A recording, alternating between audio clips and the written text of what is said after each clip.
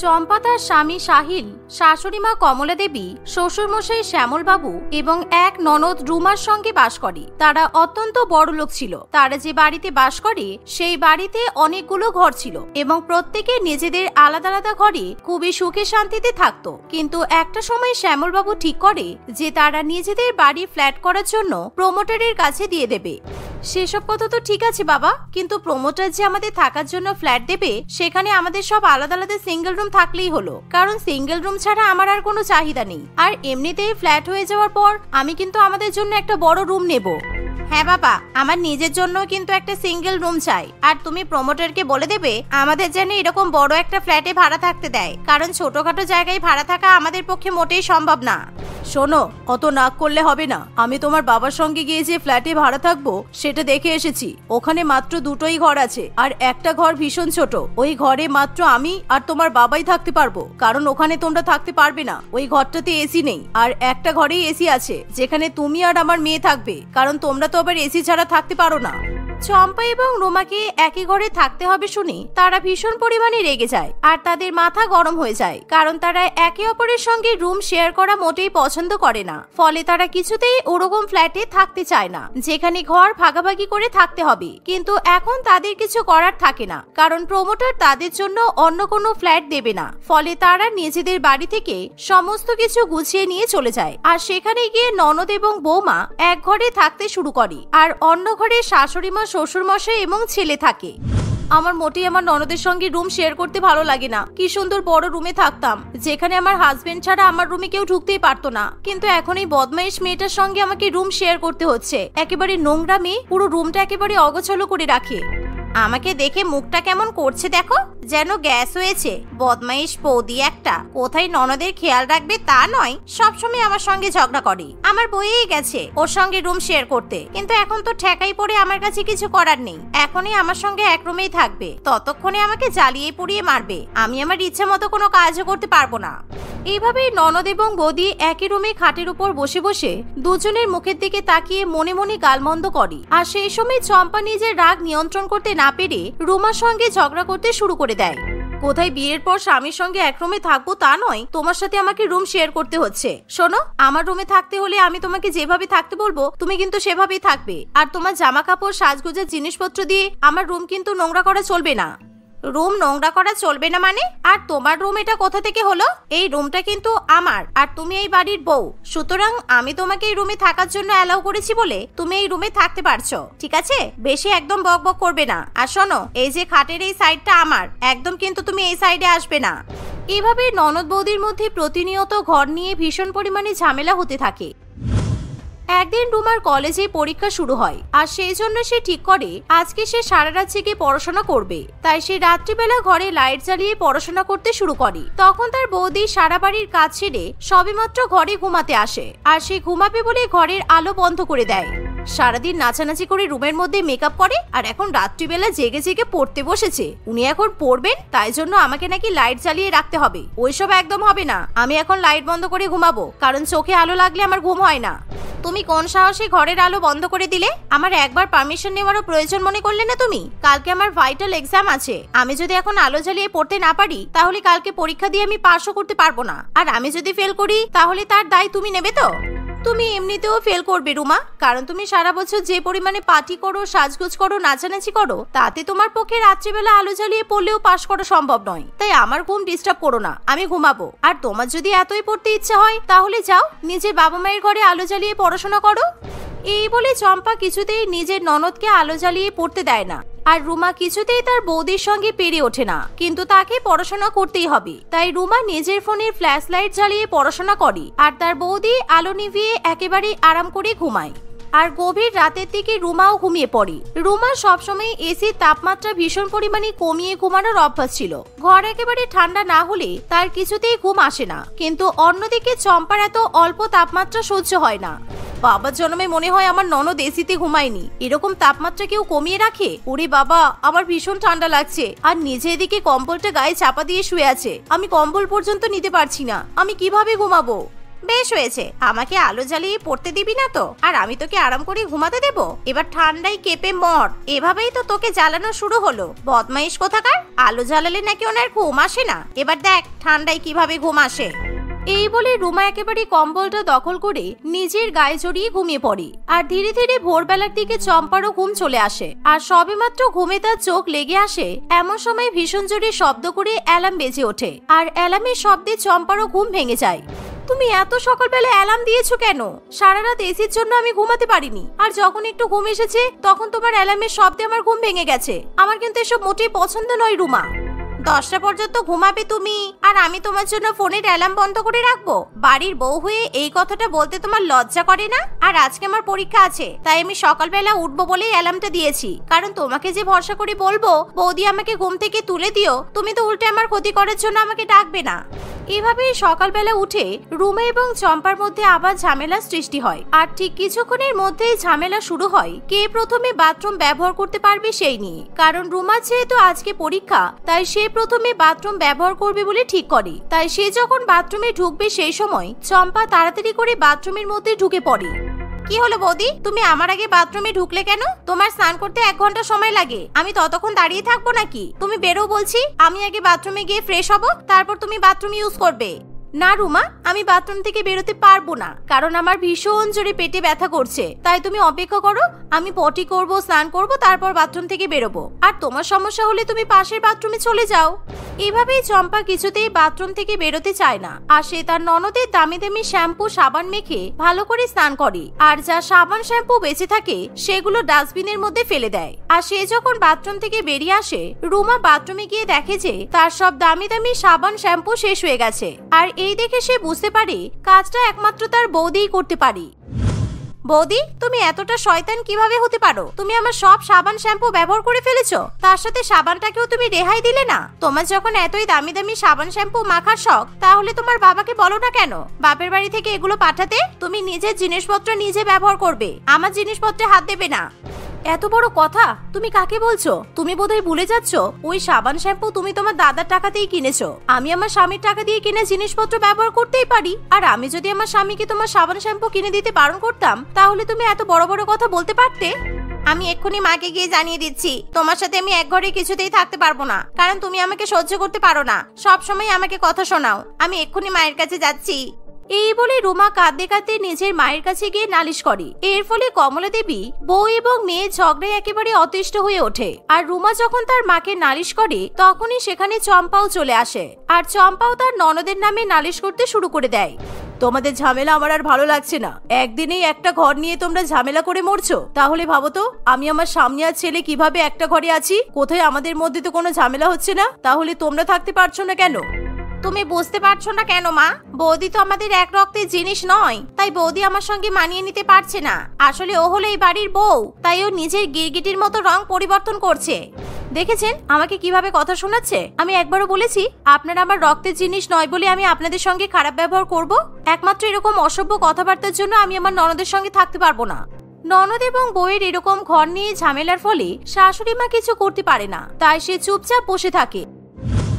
আর এভাবেই দেখতে দেখতে কিছুদিন কাটে। রুমার পরীক্ষা শেষ হয়ে গেলে সে ঠিক করে সে তার বান্ধবীদের সঙ্গে পার্টি করতে যাবে। তাই সে আলমারি থেকে একটা খুব সুন্দর ড্রেস নিয়ে এসে প্রেস করে খাটের উপর রেখে দেয়। আর সে আয়নার সামনে দাঁড়িয়ে সাজতে শুরু করে। এমন সময় ম্যাগাজিন পড়তে পড়তে চম্পা ভাবে পুরো আলমারিটা একেবারে নিজের জামা কাপড় রেখে দখল করে নিয়েছে, আর তারপর এখন আয়নাতে নিজের সাজগোজার জিনিস রেখে দখল করেছে। আমি তো কোথাও আমার জিনিসপত্র রাখার জায়গাই পাচ্ছি না। দাঁড়া, আজকে তোকে মজা দেখাচ্ছি। এই বলে চম্পা ইচ্ছে করে রান্নাঘর থেকে গরম গরম চা নিয়ে আসে। আর চা খেতে খেতে ম্যাগাজিন পড়তে পড়তে সে ইচ্ছে করে তার গরম চা ননদের সাদা ড্রেসের উপর ফেলে দেয়। ফলে খাটে রাখা ননদের ড্রেস একেবারে চায়ের দাগে নষ্ট হয়ে যায়। আর এই দেখে ননদ প্রচন্ড পরিমাণে রেগে যায়। তুমি এটা কি করে করলে বৌদি? তুমি আমার এত দামি ব্র্যান্ডেড ড্রেসটা চা ফেলে নষ্ট করে দিলে। তুমি জানো এই ড্রেসটা আমার কত শখের? আমি 5000 টাকা দিয়ে জামাটা কিনেছিলাম, আর তুমি 5 মিনিটের মধ্যে সেটা নষ্ট করে দিলে। খাটের উপর আমি জামা রেখেছি, তোমার চোখ পড়েনি? অসভ্য মহিলা কোথাকার, আমার জামাটা নষ্ট করে দিল। এবার আমি পার্টিতে কিভাবে যাব? এ বাবা, আমি আসলে বুঝতে পারিনি রুমা, এটা তোমার ড্রেস নাকি? আমি ভাবলাম কোনো ঘর মোছার কাপড় পরে আছে হয়তো, তাই চা রাখতে গিয়ে চাটা পড়ে গেছে। আর তুমি তো আমার আলমারি, ড্রেসিং টেবিল সব দখলই করে নিয়েছো। এই আলমারি আর ড্রেসিং টেবিলটা তো আমি আমার বাপের বাড়ি থেকেই নিয়ে এসেছি, তুমি কি সেটা ভুলে গেছো? তাই আমি কি করব বলো? আর এই খাটটা হলো ঘুমানোর কিংবা বসার জায়গা, তুমি যেখানে সেখানে জামা কাপড় রাখলে তাতে যদি ছা পড়ে যায়, আমার তো কিছু করার নেই। চম্পার এমন কথা শুনে রুমা খুবই রেগে যায়। ফলে সে কি করবে বুঝে উঠতে না পেরে ইচ্ছা করে আলমারি থেকে তার বৌদির বিয়ের দামি বেনারসি শাড়ি বের করে। আর এই দেখে চম্পা প্রচন্ড পরিমাণে রেগে যায়। এটা কি করছো তুমি, পাগল মেয়ে? তুমি আমার 25,000 টাকা দামি বিয়ের বেনারসি কাছে দিয়ে কেটে দিচ্ছ? আমি কোনোদিন পরতে পারবো এটা? আর ছাড়ো, ছাড়ো বলছি, আমার শাড়িটা ছেড়ে দাও। ও মা, এই দেখুন আপনার মেয়ে কাছে দিয়ে আমার বেনারসি শাড়ি কেটে দিচ্ছে, এক্ষুনি এখানে আসুন। তুমি যেমন চা ফেলে আমার জামা কাপড় নষ্ট করে দিয়েছো, তাই এখন আমি তোমার বেনারসি শাড়ি কেটে নিজের ড্রেস বানাবো, তারপর সেই ড্রেস পরে আমি পার্টিতে যাব। আর তুমি চাইলেও কিন্তু আমাকে আটকাতে পারবে না। এভাবেই রুমা তার বৌদির বেনারসি শাড়ি কেটে নেয়। আর চম্পা কিছু বুঝতে না পেরে সে তার ননদের মাথার চুল টেনে ধরে। এভাবে এক ঘরের মধ্যে ননদ এবং বৌদি একেবারে মারপিট শুরু করে। শ্যামল বাবু, কমলা দেবী এবং সাহিল এসে দেখে যে তারা দুজনে একেবারে ঝুটোপুটি মারপিট করছে। ফলে তারা চাইলেও সেই মারপিট থামাতে পারে না, আর তিনজনেই ভীষণ পরিমাণে রেগে যায়। তখন কমলা দেবী না পেরে তার মেয়ে এবং বৌমাকে ঠাস ঠাস করে দুটো থাপ্পড় মারে। তোমাদের দুজনকে শিক্ষা দেওয়ার জন্য এই থাপ্পড় মারাটা খুব দরকার ছিল, কারণ সেই কবে থেকে তোমরা এই এক ঘর নিয়ে ঝামেলা শুরু করেছো। নিজেদের মধ্যে কিছুতেই মিলমিশ করে থাকতে পারছো না। আর তোমরা যদি মিলমিশ করতে না পারো, আমি কিন্তু নতুন ফ্ল্যাটের কোনো ঘরই তোমাদেরকে দেব না, তোমাদের দুজনকে বারান্দায় শুতে হবে। কমলা দেবীর কথা শুনে চম্পা এবং রুমা দুজনেই ভয় পেয়ে যায়। আর তারা তখনই কমলা দেবীর কাছে ক্ষমা চায়। তারা তখনই প্রতিজ্ঞা করে কখনো তারা আর এরকম ভাবে ঝগড়া করবে না। আর তারা দুজনের যা ক্ষতি করেছে তা তারা দুজনে পূরণ করে দেবে। বৌমা এবং ননদের এরকম কথা শুনে শাশুড়ি মা খুবই খুশি হয়, তাই সে তার মেয়ে এবং বৌমাকে ক্ষমা করে দেয়। কিন্তু শ্যামল বাবু পরবর্তীকালে ঝামেলা থেকে রক্ষা পাওয়ার জন্য নিজের টাকা দিয়ে একটা বড় ফ্ল্যাট ভাড়া নেয়। আর সেখানে সবার আলাদা আলাদা রুম থাকে। তারপর থেকে এক ঘর নিয়ে ননদ এবং বৌদির মধ্যে ঝামেলা হওয়ার কোনো প্রশ্নই ওঠে না। মোনালিসা দেবী তার একমাত্র মেয়ে অঞ্জলি এবং স্বামী বিশ্বনাথ বাবুকে নিয়ে বাস করে। বিশ্বনাথ বাবু ছিল শয্যাশায়ী মানুষ। আসলে এক দুর্ঘটনাক্রমে তার হাত পা ভেঙে গুঁড়ো গুঁড়ো হয়ে যায়। আর তখন থেকেই বিশ্বনাথ বাবু শয্যাশায়ী হয়ে পড়ে। তার এরকম অবস্থা হওয়ার পর থেকে সমস্ত কিছুর দায়িত্ব মোনালিসা দেবীর উপর এসেই পড়ে। তাই মোনালিসা দেবী কাজের সন্ধান করতে থাকে। কাজের সন্ধান করতে করতে সে একটা লোকের বাড়িতে কাজ পায়। সেখান থেকে কিছু খাবার এবং মাস গেলে সে টাকা পেয়ে যায়। এরকম ভাবেই তাদের দিন কাটে। এখন তার একমাত্র মেয়ে অঞ্জলি ক্লাস 7-এ পড়ে। একদিন, মা, আজকে তুমি আমাকে স্কুলে যাওয়ার জন্য টিফিন বানিয়ে দেবে তো? আগে দেখে আসি রান্নাঘরে কি আছে, তারপর তোকে বলবো। আমি যদি এখনই তোকে বলে দিই, তারপর রান্নাঘরে গিয়ে যদি দেখি কিছু নেই, তাহলে তো তুই তো আমার মাথা খারাপ করে দিবি। দাঁড়া, আগে গিয়ে দেখে আসি। এই কথাটা তো রোজই শুনতে হয়। আচ্ছা মা, এই বাড়িতে তো তুমি থাকো, তাহলে তুমি কেন জানবে না বাড়িতে কি আছে আর কি নেই? সবই জানি, কিন্তু তাও আমি ভালোভাবে দেখে নিই। কারণ কি জানিস তো, কোন মুহূর্তে কি শেষ হয়ে যাবে এটা আমি তোকে বলতে পারবো না। আর তাই জন্যই আমি প্রত্যেকদিন এই সবগুলোই দেখতে থাকি। আর শোন, আর তো বোধহয় একদিনের মতোই ম্যাগি পড়ে আছে। বল, ওটা কি তোকে টিফিন বক্সে বানিয়ে দেবো? স্কুলে নিয়ে গিয়ে খাবি। রোজ রোজ ম্যাগি খেতে ভালো লাগে না। তুমি তো আমাকে প্রত্যেকদিন ম্যাগি বানিয়ে দাও। আজকে আমার ম্যাগি খেতে ইচ্ছে করছে না। তুমি জানো মা, আমার বন্ধুরা রোজ রোজ নতুন নতুন খাবার বানিয়ে নিয়ে যায়। আর একটা মেয়ে আছে, ওর নাম প্রিয়াঙ্কা। তুমি শুনলে অবাক হবে, প্রিয়াঙ্কা রোজ কত নামি দামি খাবার নিয়ে যায়। মানে বড় লোকেরা যেরকম খাবার খায়, বার্গার, পিৎজা, ওরকম খাবার নিয়ে যায়। জানি রে মা, আমি এটাও জানি তোর ওইসব খাবার খাওয়ার খুব ইচ্ছা করে, কিন্তু কি করা যাবে বল? আমাদের কাছে তো অত টাকা পয়সা নেই যে আমি তোকে বড়লোকি খাবার খাওয়াবো। দেখবি একদিন না একদিন আমাদের কাছেও টাকা থাকবে, আর আমি তোকে সেদিন অনেক নামি দামি খাবার কিনে খাওয়াবো। তোর যখন বিয়ে হবে তখন আমি এই গ্রামের সমস্ত মানুষকে নেমন্তন্ন করে খাওয়াবো। আমার বিয়ে তো এখন অনেক বাকি আছে। এইমাত্র আমি 7-এ পড়ি, আর এখন তুমি আমার বিয়ের কথা ভাবছো? কি করব বল, এখন তো তোকে আমি এসব কিছু খাওয়াতে পারছি না। তোর শখের খাবারও তো খাওয়াতে পারছি না, কারণ বড় লোকেদের মতো আমার কাছে বড়লোকই কোনো খাবার নেই, ওদের মতো টাকা পয়সা নেই। সেই জন্যই তো আমি তোর শখ ইচ্ছা কিছুই পূরণ করতে পারি না। তোর এখন যত শখ আছে তুই ভেবে রাখ, তোর বিয়েতে আমি সবকিছু পূরণ করে দেব। এখন আমি কাজ করে তোর জন্য টাকা জমিয়ে রাখছি। তুমি আমাকে টিফিন বানিয়ে দেবে? তুমি আমার বিয়ের কথা নিয়ে পড়েছো? এদিকে কটা বাজে তোমার হুঁশ আছে?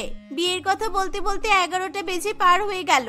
আজকে আমি আর মনে হয় স্কুলে ঢুকতেই পারবো না। ও হ্যাঁ, তো আমি ভুলেই গিয়েছিলাম। আচ্ছা আচ্ছা দাঁড়া, আমি দেখছি কি করা যায়। এই বলে মোনালিসা দেবী রান্নাঘরে ঢুকে এটা সেটা খুঁজতে থাকে।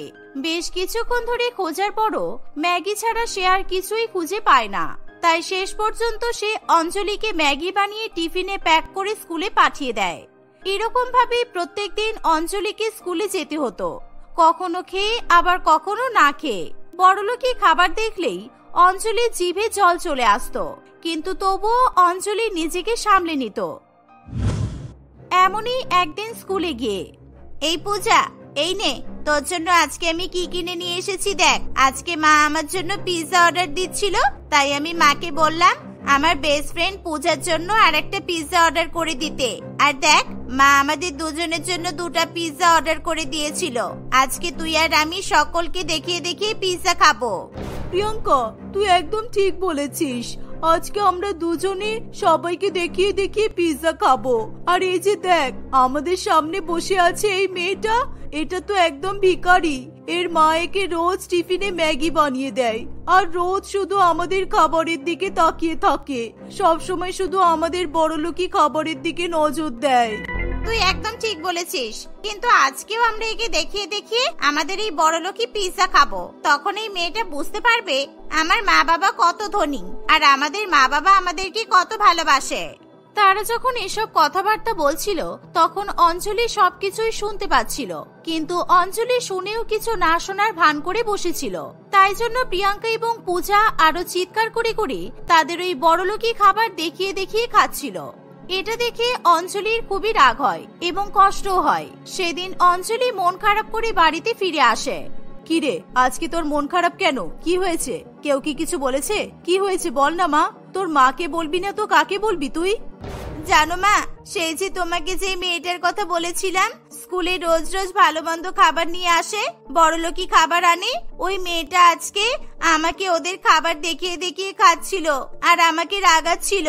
আমার অনেক রাগ হচ্ছিল। আমি ওদের মতো খাবার খেতে চাই মা, আমিও ওদেরকে দেখিয়ে দেখিয়ে খেতে চাই। তুমি আমাকে ওদের মতো খাবার কিনে দেবে? দেখ মা, ওরা যদি ওরকম করে আর তুইও যদি ওদের সঙ্গে ওরকমই ব্যবহার করিস, তাহলে ওদের মধ্যে আর তোর মধ্যে পার্থক্য কি থাকবে? আমার কথাটা বোঝার চেষ্টা কর। এখন তোকে কিছুই বলতে হবে না। তোর বিয়েতে তুই সবাইকে নিমন্ত্রণ করবি, আর তখন তুই তাদেরকে দেখিয়ে দিবি বড়লোকের খাবার কাকে বলে।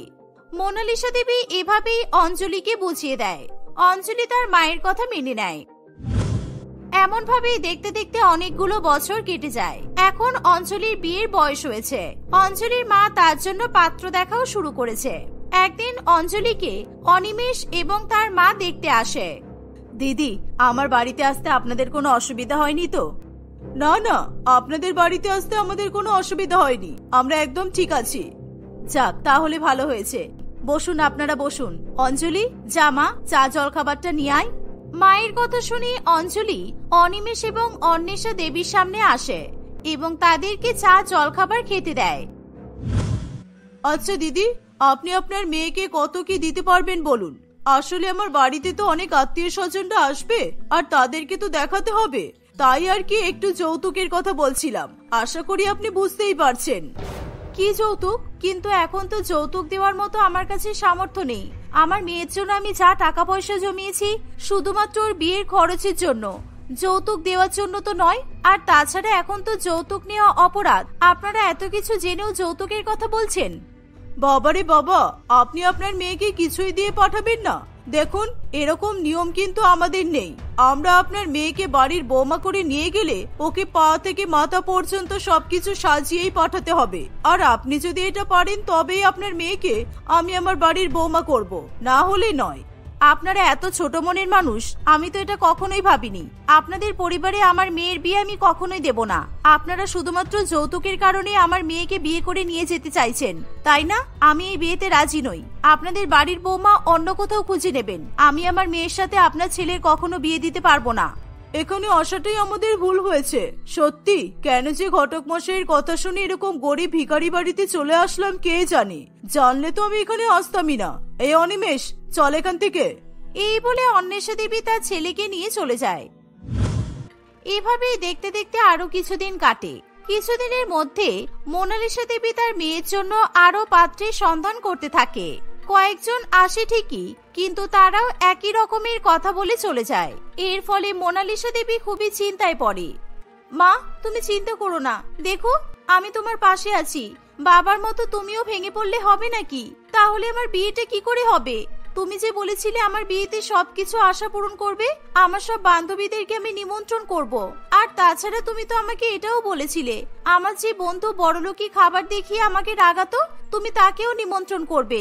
এরকম ভাবে তুমি যদি ভেঙে পড়ো, তাহলে আমি কিভাবে সাহস পাবো বলো? না রে মা, আমি ভেঙে পড়িনি। তোর মতো একজন মেয়ে থাকতে আমি আবার কিভাবে ভেঙে পড়তে পারি বল? আমি একদম ঠিক আছি। তোর বিয়ে আমি দিয়েই ছাড়বো, আর সবাইকে আমি বড়লোকি খাবারও খাওয়াবো। তোর বিয়েতে আমি সবকিছুর আয়োজন করব। আর হ্যাঁ, তোকে যারা বড়লোকি খাবার দেখিয়ে রাগাতো, আমি তাদেরকে ঠিক বুঝিয়ে দেব। এই বলে মোনালিসা দেবী নিজের মনে শক্তি সঞ্চার করার চেষ্টা করে। এভাবে দেখতে দেখতে আরো কিছু মাস কাটে। কিছু মাসের মধ্যে মোনালিসা দেবী আরো কিছু টাকা জোগাড় করে ফেলে। মেয়ের বিয়ে দেবে বলে এখন সে পুরোপুরি তৈরি ছিল। একদিন অঞ্জলি যখন বাজার থেকে বাড়ি ফেরে, তখন তার পেছন পেছন একটা ছেলেও তাদের বাড়িতে আসে। ছেলেটা অঞ্জলিকে জানালা দিয়ে দেখার চেষ্টা করে। তখনই অঞ্জলির মা মোনালিসা দেবী ছেলেটাকে দেখে ফেলে। বলছি খোকা, তুমি কে? আর আমাদের বাড়িতে এরকম ভাবে তুমি উকি ঝুঁকি মারছো কেন? এই গ্রামে আমি আগে তো কখনো তোমাকে দেখিনি। আসলে কাকিমা, আমি তো শহর থেকে এসেছি। আসলে এই বাড়িটা কি আপনার? আমি এক্ষুনি একটা মেয়েকে এই বাড়িতে যেতে দেখলাম আর কি। ওই মেয়েটার নাম কি, আর ওই মেয়েটা কে, একটু বলতে পারবেন? এই বাড়িতে একটা মেয়েকে যেতে দেখেছো? ও, ওটা আমার মেয়ে অঞ্জলি। এই অঞ্জলি, একবার বাইরে আয় তো। এই যে, এটা হলো আমার মেয়ে অঞ্জলি। কেন, কি হয়েছে? আসলে কাকিমা, আপনার মেয়েকে আমার অনেক পছন্দ হয়েছে। আমি আপনার মেয়ে অঞ্জলিকে বিয়ে করতে চাই। আমি শহরে থাকি, আর ওখানেই আমার কাজ। দয়া করে না বলবেন না প্লিজ। আমার কাছে অঞ্জলি অনেক ভালো থাকবে। আমি কোনো কিছুরই কষ্ট ওকে দেবো না। রঞ্জনের মুখে এই কথা শুনে মোনালিসা দেবী খুবই খুশি হয়, আর এই দেখে অঞ্জলিও লজ্জা পেয়ে যায়। এরকম ভাবে দেখতে দেখতে বেশ কিছুদিন কাটে। রঞ্জন তার বাবা মাকে নিয়ে অঞ্জলিদের বাড়িতে আসে। রঞ্জনের বাবা মায়ের অঞ্জলিকে পছন্দ হয়। কিছু মাস পরেই তাদের বিয়ের দিন ঠিক হয়। তাদের বিয়ে ঠিক হয়ে যাওয়ার পর রঞ্জন এবং অঞ্জলি ফোনে কথা বলতে শুরু করে। আসলে রঞ্জন যখন অঞ্জলিকে দেখতে এসেছিল, তখন রঞ্জন অঞ্জলিকে একটা ফোন দেয়। অঞ্জলি যখন যা চাইতো এবং তার যখন যা খাওয়ার ইচ্ছে করত, তখনই রঞ্জন তাকে বাড়িতে দিয়ে যেত। রঞ্জন বড় বড় রেস্টুরেন্টের খাবারও অঞ্জলিকে খাওয়াতো। এমন ভাবে দেখতে দেখতে তাদের বিয়ের দিন চলে আসে। বিয়েতে অঞ্জলি তার সকল বন্ধু বান্ধবদের নিমন্ত্রণ করে। অঞ্জলির বিয়েতে এসে তারা সকলেই এত ভালো মন্দ খাবার দেখে একেবারে চমকে ওঠে। এই প্রিয়াঙ্কা, দেখ, এই যে অঞ্জলিকে আমরা বড়লোকি খাবার দেখিয়ে রাগাতাম, সে অঞ্জলির আজকে বিয়ে হচ্ছে। আর দেখ, ওর মা ওর সব ইচ্ছা পূরণ করেছে। কত ভালো মন্দ খাবার করেছে, দেখ দেখ। হ্যাঁ রে পূজা, আমরা এইসব খাবার দেখিয়ে ওকে কত রাগিয়েছি বলতো। আর আজকে সেই অঞ্জলির কত ধনী পরিবারে বিয়ে হচ্ছে। দেখ, কত ভালো মন্দ খাবারের আইটেম, দেখেই মন ভরে যাচ্ছে। এত খাবার মনে হয় আমরাও একসঙ্গে কখনো খাইনি। আর দেখ, অঞ্জলির ড্রেসটা কত সুন্দর। লেহেঙ্গাটা আমার দারুণ লাগছে। অনেক দাম নিয়েছে নিশ্চয়ই। বল প্রিয়াঙ্কা, এরকম লেহেঙ্গা, এরকম খাবার দাবার অঞ্জলি তো আগে কখনো মনে হয় চোখেও দেখেনি। আর এত দামি লেহেঙ্গা আমরা তো কখনো পরতেও পারবো না। হ্যাঁ রে, সত্যি আমাদের এরকম রাগানোটা একদমই উচিত হয়নি। চল, আমরা বরং অঞ্জলির কাছে গিয়ে ক্ষমা চাই। কারণ কেন বলতো, আমরা যখন অঞ্জলিকে রাগাতাম, অঞ্জলি কিন্তু কিছুই খেতে পেত না। আর তখন হয়তো ওই খাবার দেখে ওর খেতে ইচ্ছা করত। এটা কিন্তু আমাদের বোঝা দরকার ছিল। হ্যাঁ রে প্রিয়াঙ্কা, তুই একদম ঠিক বলেছিস। চল, আমরা একবার ওর সঙ্গে দেখা করে ওর কাছ থেকে ক্ষমা চেয়ে নেব। এই বলে প্রিয়াঙ্কা এবং পূজা অঞ্জলির কাছে যায়। তখন তারা দুজনে মিলে অঞ্জলির কাছে ক্ষমা চায়। অঞ্জলির কাছে গিয়ে পূজা প্রিয়াঙ্কা তাদের বড়লোকি খাবারের খুবই প্রশংসা করে। এরকম ভাবেই বাকি সকলেই অঞ্জলিদের বড়লোকি খাবারের প্রশংসা করতে থাকে। অঞ্জলির বিয়েতে মোনালিসা দেবী যথেষ্ট ভালো মন্দ বড়লোকি খাবারের আইটেম করেছিল। দেখতে দেখতে অঞ্জলি এবং রঞ্জনের শুভ বিবাহ সম্পন্ন হয়। বিয়ের পরও অঞ্জলি অনেক সুখে শান্তিতে দিন কাটাতে থাকে। তার যখন যা খাওয়ার ইচ্ছা করে তখনই রঞ্জন তাকে নিয়ে এসে দেয়। আর সেই সাথে অঞ্জলি এখন তার মায়ের কাছেও বড়লোকি খাবার পাঠায়। এভাবেই সে হাসি খুশি দিন কাটাতে থাকে।